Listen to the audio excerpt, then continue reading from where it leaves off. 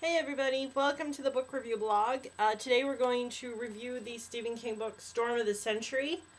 In honesty, this is not a novel, this is a screenplay of the Storm of the Century miniseries that was done on ABC in, I think, 1999.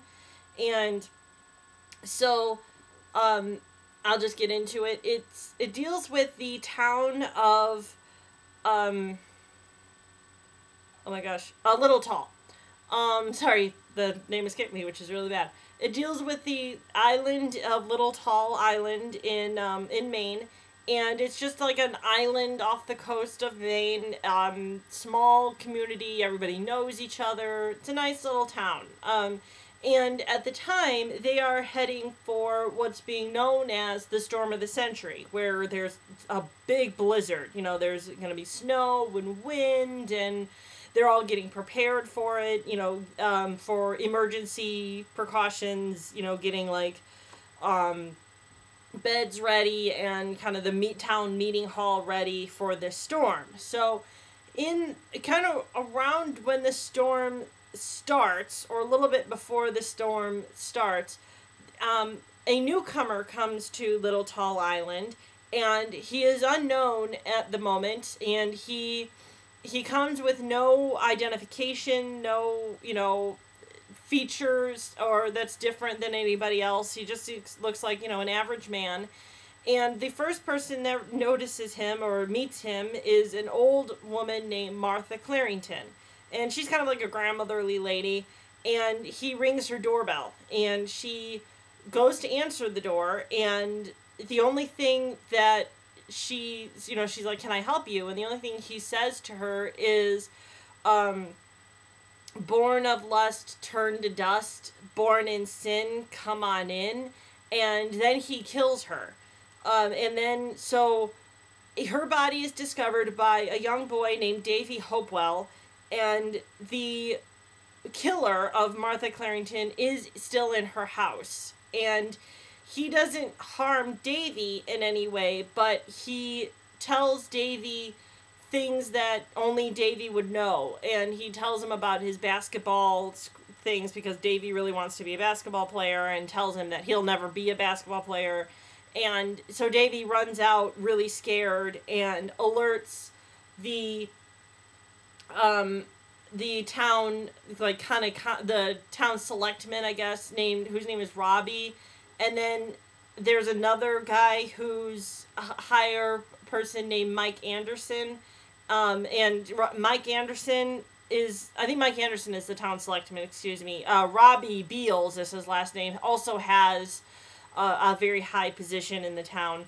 But the Mike Anderson also runs the Anderson Market, which is the supermarket on Little Tall Island. And his wife, Molly, runs a daycare center for the children of Little Tall. So they're very well known in this town.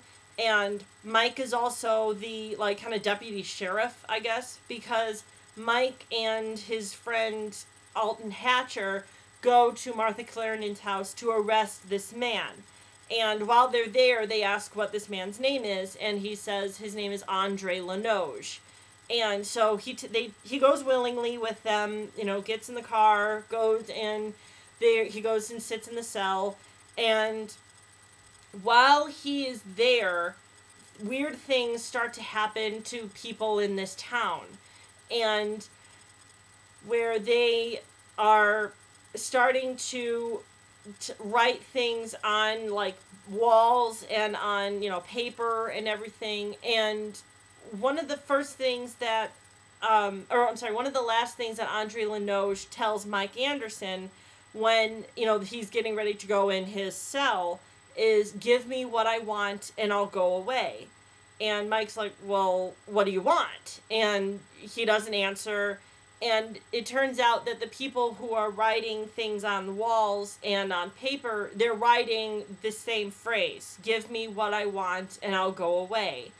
And what happens is that mostly the people who write these things end up committing suicide.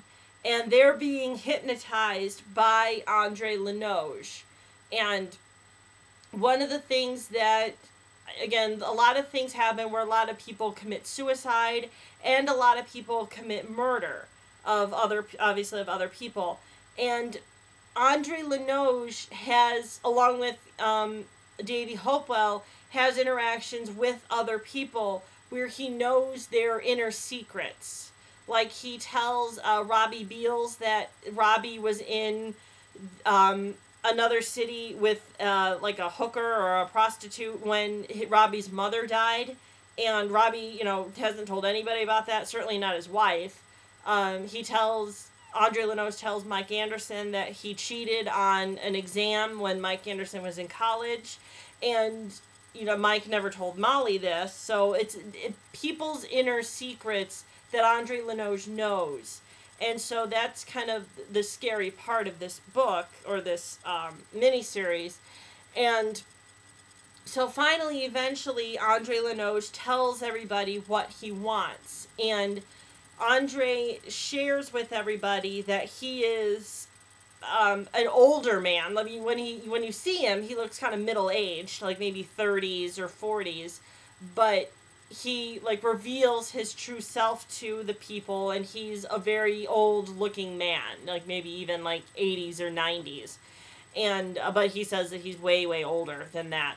But he wants an offspring or a child to carry on his legacy and to mentor and to share what he knows of the world. So he basically wants one of Little Tall's children, and he's like, I can't take it willingly. You have to give them to me, or give one to me. So that's what he means by give me what I want and I'll go away. So do they give him a child or don't they? I want you to read the book. Or what I did, which was interesting, was I really enjoyed the miniseries when it came out, 15 years ago or so. And so I watched the miniseries and followed along with this book. It really wasn't cheating. I was contemplating, is this cheating or not?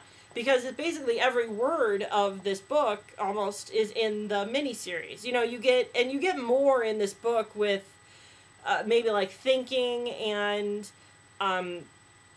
scenery and things like that. But if you have the opportunity, I would say do both. But honestly, if you can just get your hands on the miniseries, that's fine too.